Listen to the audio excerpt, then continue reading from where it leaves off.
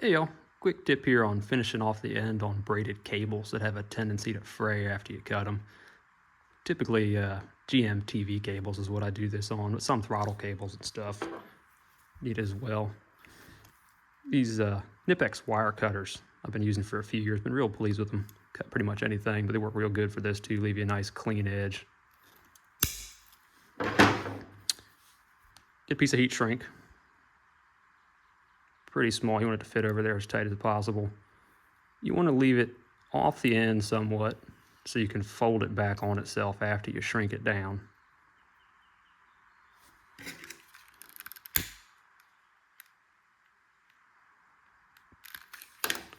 It's still warm. I found this works a little easier. You can fold it back on itself.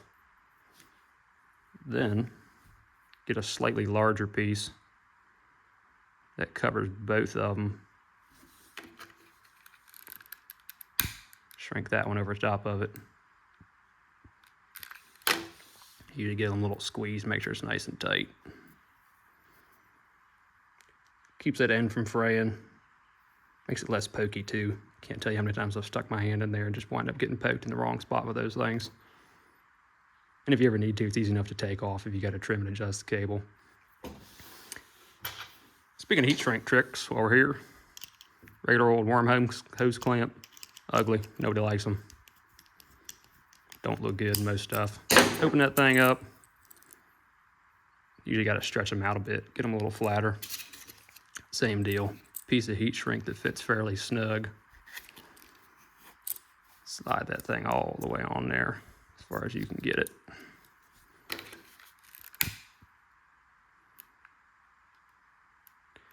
Shrink it down like you would anything else.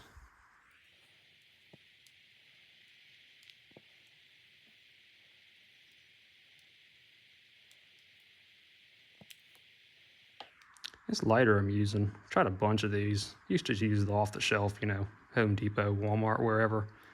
The thing that got tiresome though was the ones that have the safety that you got to push up and then squeeze the trigger. This one doesn't. It's got a pretty heavy trigger pull, but you know, if you're up underneath a dashboard or something trying to shrink stuff, sometimes it can be a little tricky. I also like they're refillable too. You know, general Amazon cheapo, and they're cheap enough too that if you step on them like I do and break them, not that big of a deal. But once you got your heat shrunk down, you can just put it back together like regular hose clamp. Sometimes you got to trim this back off, so I always like to leave it long because obviously it's easier to make it shorter than it is to make it longer. I haven't noticed any difference in clamping power or anything like that. I haven't had any hoses slip off. The thing I like the most about it is, you know, most time you can hide the back of a hose clamp pretty good. So that's kind of the finished edge you're seeing most of the time. Softens them up a little bit. And I'll show a picture of what I used it for last time, a clamp on turn signal switch. Not all the time you can get away with using a real nice clamp. Sometimes you got to use a worm clamp, but that's a good way to make them a little nicer when you're forced to. Later.